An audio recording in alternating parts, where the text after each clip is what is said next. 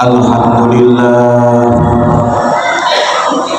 Alhamdulillahi Rabbil Alamin, wa bihi nasta'inu ala umuri dunya waddin, wassalatu wassalamu ala asrafil anbiya'i wal mursalin, nabiyyina Muhammadin sallallahu alaihi wasallam wa ala alihi wa ashabihi wa tabi'ina wa man tabi'ahum bi ihsanin ila yaumiddin. Asyhadu an la ilaha illallah wahdahu la syarika lah, al-malikul haqqul mubin, wa asyhadu anna sayyidana Muhammadan abduhu wa rasuluhu shadiqul wa'dil amin, amma ba'd. Fa ya ayyuhal hadirun ittaqullaha haqqa tuqatih wa la tamutunna illa wa antum muslimun. Qala Allah ta'ala, wa in ta'uddu ni'matallahi la tuhsuha innallaha laghafurur rahim. Ya ayyuhalladzina amanu taqullaha wa qulu qawlan sadida yuslih lakum a'malakum wa yaghfir lakum dhunubakum wa may yuti'illaha wa rasulahu faqad faza fawzan 'azima. Hadirin kaum muslimin sidang jamaah salat Jumat rahimakumullah. Marilah kita senantiasa meningkatkan iman dan takwa kepada Allah Subhanahu wa taala, melaksanakan segala perintah-perintahnya, baik yang wajib maupun yang sunnah, dan meninggalkan segala larangan-larangannya, baik yang diharamkan maupun yang dimakruhkan. Hadirin kaum muslimin rahimakumullah. Sebuah riwayat dari Anas bin Malik radhiyallahu anhu, Rasulullah sallallahu alaihi wasallam menyampaikan, al-jannatu tahta aqdamil ummahat. Surga itu di bawah telapak kaki ibu. Dalam kitab Mirqatul Mafatih, Al-Alamah At-Tibi mengatakan bahwa yang dimaksud surga di bawah kaki ibu adalah sebagai kiasan, sebagai ketundukan seorang anak kepada ibunya, sebagaimana Allah Subhanahu wa taala berfirman, wahfid lahuma janaha dhulli minar rahmah, dan rendahkanlah dirimu terhadap mereka berdua dengan penuh kesayangan. Surat Al-Isra ayat 24. Hadirin yang berbahagia, tidak mungkin seorang anak bisa masuk surga tanpa ketundukan kepada seorang ibunya. Tidak akan mungkin seorang bisa masuk surga jika ia durhaka kepada ibunya. Ridallahi fi ridal walidain wa sukhtullahi fi sukhtil walidain. Ridha Allah ada pada ridha kedua orang tua, dan murka Allah ada pada murka kedua orang tua kita. Hadis riwayat Tirmidzi, Ibnu Hibban dan Al-Hakim. Hadirin yang mulia, ibu kita tiada pernah pamrih dalam melakukan segala sesuatunya untuk kita. Kasih sayangnya ibarat laut yang tak bertepi, ketulusannya tak pernah ragu dalam mengasihi.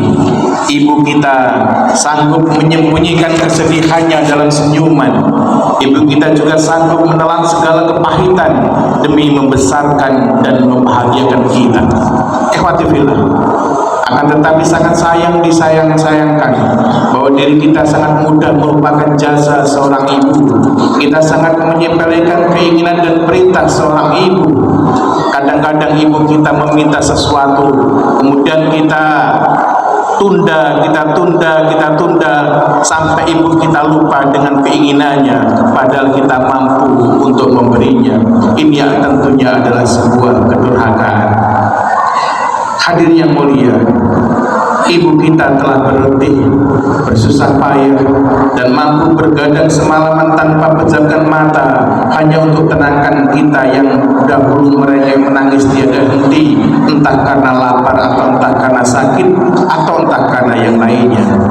Hadirin yang mulia, kalau kita mau sukses, kalau kita mau berhasil, kalau kita ingin berjaya di dalam dunia ini, maka jaga hubungan baik kita dengan ibu kita. Muliakan ibu kita, maka Allah akan muliakan hidup kita. Bahagiakan ibu kita, maka Allah akan bahagiakan hidup kita. Setiap anak yang membahagiakan ibunya, hidupnya pasti akan bahagia. Setiap anak yang memprioritaskan kenyamanan ibunya, hidupnya akan diprioritaskan oleh Allah Subhanahu wa taala.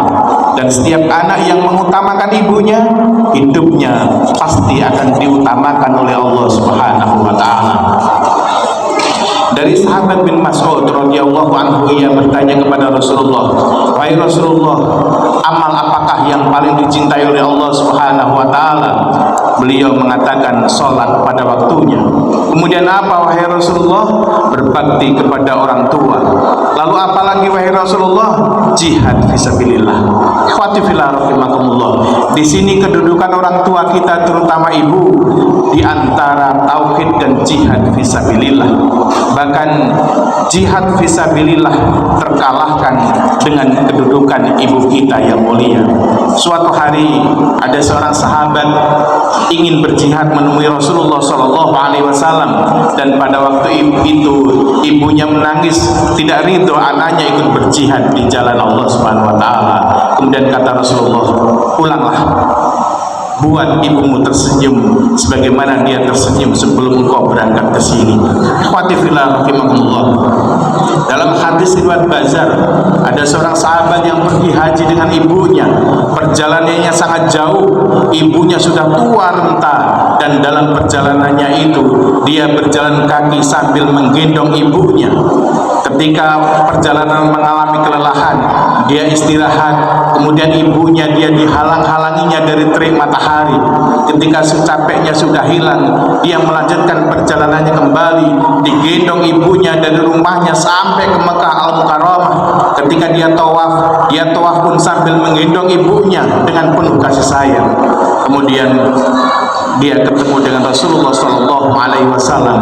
Sahabat ini menyampaikan, "Wahai Rasulullah, saya melakukan seperti ini, apakah saya sudah bisa menebus kebaikan ibu saya?" Rasulullah mengatakan, "Tidak, kamu tidak akan bisa menebus kebaikan. Apa yang kamu lakukan menggendong ibunya dari tanah airmu sampai ke Mekah sini, kamu tawaf mengelilingi Ka'bah dengan menggendong ibunya penuh dengan ikhlasan, itu belum sepadan dengan sakitnya pada hentakan pertama saat dia melahirkanmu." Ikhwati fillah rahimakumullah. Kemudian seorang sahabat juga bertanya kepada Rasulullah, "Siapakah wahai Rasulullah di antara manusia yang paling berhak, yang paling aku harus perbaiki pergaulannya?" Rasulullah mengatakan, "Ibumu." "Kemudian siapa lagi wahai Rasulullah?" "Ibumu." "Kemudian siapa lagi wahai Rasulullah?" "Ibumu." "Terus siapa lagi wahai Rasulullah?" "Ayahmu." Ikhwati fillah rahimakumullah. Begitu agungnya seorang ibu sehingga kita tidak boleh bermain-main. Ketika kita bermain-main dengan ibu kita karena kenakalan kita dan kejahatan kita, pastikan hidup kita tidak akan baik-baik saja. Imam Syafi'i pernah ditanya oleh seseorang, "Wahai Syekh, apakah boleh seseorang berdebat dengan ibunya? Apakah boleh seseorang berselisih dengan ibunya?" Imam Syafi'i mengatakan tidak boleh. Kata Imam Syafi'i, mendebat ibunya adalah terlarang walaupun engkau dalam keadaan benar. Tanda Imam Syafi'i. Imam Syafi'i juga mengatakan, ketika ibumu mulai merendahkan suaranya karena takut kepadamu, maka sungguh kamu benar-benar telah durhaka kepadanya. Hadirin ikhwati fillah rahimakumullah. Jadi yang namanya ibu kita itu tidak ada salah. Ini kamus yang harus kita tanamkan dalam hati kita. Ibu kita, orang tua kita tidak pernah salah. Oleh karenanya, apapun yang terjadi, kita tidak boleh mendebatnya. Apapun yang terjadi dalam keluarga dan hubungan kita dengan ibu kita, kita tidak boleh melawannya. Satu-satunya kata untuk ibu kita adalah iya, siap, saya menerima, dan sebagainya.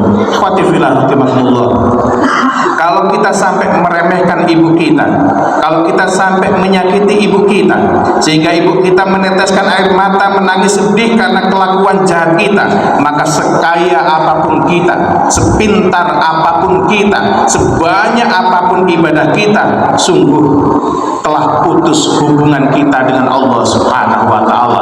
Allah tidak akan ridho dengan puasa dan tilawah kita. Allah tidak akan ridho dengan tahajud kita selama kita durhaka kepada ibu bapak kita. Oleh karenanya, para hadirin yang saya muliakan, maka selagi ibu kita masih ada, cintailah dia, sayangilah dia, dan berbaktilah kepadanya. Berusahalah untuk membahagiakannya. Dan andai kata diri kita yang hadir di sini belum bisa atau belum mampu membahagiakan ibu kita, paling tidak, setidaknya jangan pernah menggoreskan luka di hatinya. Hadirin yang mulia, bahkan andai kata kita sedang bersedih karena sesuatu hal, maka kesedihan kita jangan sampai kesedihan kita itu jangan sampai ibu kita tahu. Khotib ulangi lagi.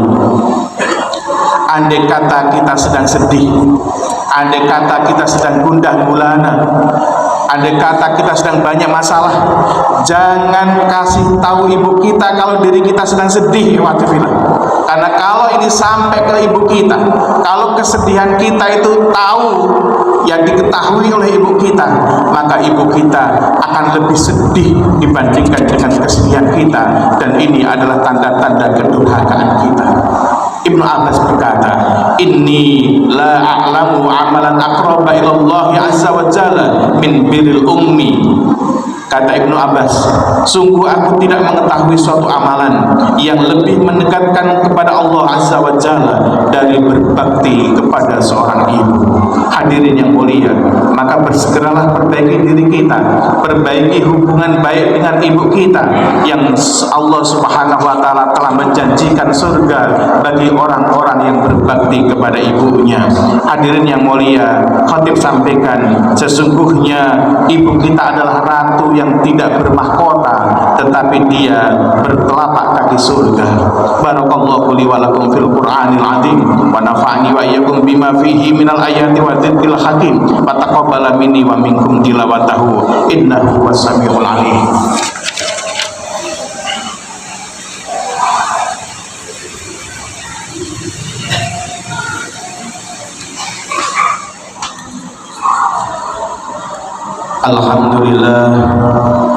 Alhamdulillahilladzi an'amana bi ni'matil imani wal islam. Wassalatu wassalamu ala sayyidina Muhammadin khairil anam wa ala alihi wa ashabihi al-kiram. Asyhadu an la ilaha illallah al-malikul qudusus salam wa asyhadu anna sayyidana wa habibana Muhammadan abduhu wa rasuluhu sahibus sarafil wal ihtiram. Amma ba'd. Ya ayuhan nas, usikum wa nafsi bitaqwallah faqad fazal muttaqun. Faqala Allah ta'ala, innallaha wa malaikatahu yusholluna 'alan nabi ya ayyuhalladzina amanu shallu 'alaihi wa sallimu taslima. Allahumma shalli wa sallim ala sayyidina Muhammadin wa ala ali sayyidina Muhammad. Allahumma ighfir lil muslimina wal muslimat wal mu'minina wal mu'minat al ahya'i minhum wal amwat. Allahumma la tad'alana dhanban illa ghafartah wa la hamman illa farajtah wa la aiban illa satartah wa la dainan illa qadaitah wa la saqaman illa syafaitah wa la hajatan illa qadaitaha wa istartaha wa asir lana umurana ya Allah ya arhamar rahimin. Rabbana atina fid dunya hasanah wa fil akhirati hasanah wa qina adzabannar walhamdulillahi rabbil alamin. Ibadallah, innallaha ya'muru bil 'adli wal ihsani wa yanha 'anil fahsya'i wal munkar ya'idzukum la'allakum tadhakkarun. Fadhkurullahal 'azim yadhkurkum washkuruhu 'ala ni'amihi yazidkum wa la dzikrullahi akbar.